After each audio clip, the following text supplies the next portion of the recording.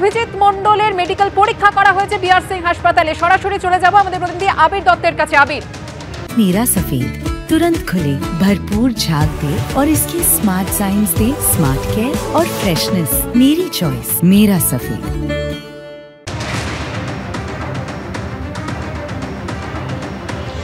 দেখো, আমরা দেখলাম যে প্রায় 1 ঘন্টার কাছাকাছি সময় অভিজিৎ মণ্ডল, ওসি টালা তাকে মেডিকেল পরীক্ষা করার জন্য বা তার স্বাস্থ্য পরীক্ষা করার জন্য তাকে নিয়ে আসা হয়েছিল বিআর সিং হাসপাতালে, এবং এর মধ্যেই তাকে ইতিমধ্যে নিয়ে আসা হলো শিয়ালদা আদালতে। কোর্ট লকআপে তাকে নিয়ে যাওয়া হয়েছে এবং তার সঙ্গে সঙ্গে যেমনটা গতকালই সিবিআই তরফ থেকে জানানো হয়েছিল যে শোন অ্যারেস্ট হয়েছিলেন সন্দীপ ঘোষ, সেই সন্দীপ ঘোষকে প্রেসিডেন্সি কারেকশনাল হোম থেকে নিয়ে আসা হয়েছে।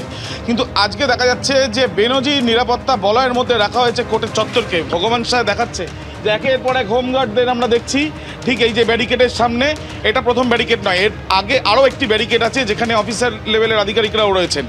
এবং কোর্ট লকআপে যখন নিয়ে আসা হলো, আশেপাশে অন্যান্য দিন আমরা যেমন দেখেছি যে এর আগে যখন সন্দীপ ঘোষকে এখানে নিয়ে আসা হয়েছিল বা সঞ্জয়কে যখন এখানে নিয়ে আসা হয়েছিল তখন বাইরে থেকে বিক্ষোভের ছবিটা দেখা গিয়েছিল। আজকে কিন্তু কোনো বিক্ষোভ কিন্তু সেইভাবে এখানে লক্ষ্য করা যায়নি বা বিক্ষোভ হয়নি, কিন্তু প্রচুর সংখ্যায় পুলিশ এখানে মোতায়েন রয়েছে।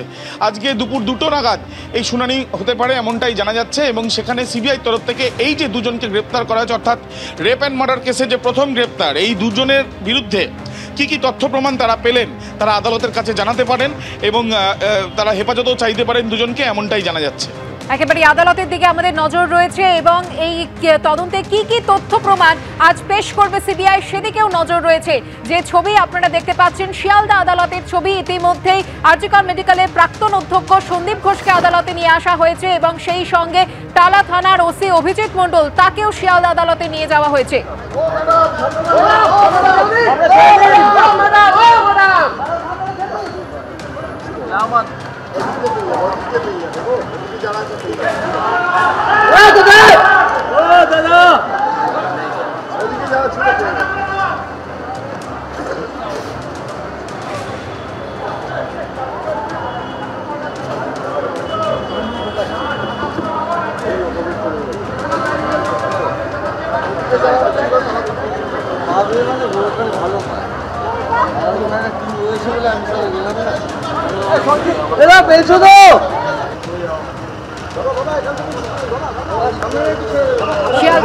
ছবি আপনারা দেখতে পাচ্ছেন, নিরাপত্তা ব্যবস্থা আঁটোসাঁটো করা হয়েছে যাতে কোনো অপ্রীতিকর ঘটনা না ঘটে। এর আগে যে বিক্ষোভের ছবি দেখা গিয়েছিল শিয়ালদা আদালতে সঞ্জয় রায়কে পেশ করার সময়, সেই রকম কোনো ছবি কিন্তু আজ দেখা যাচ্ছে না।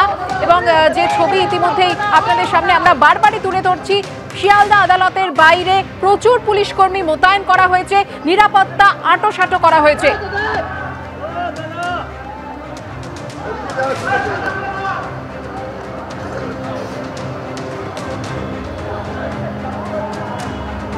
আদালত চত্বরে কড়া নিরাপত্তা।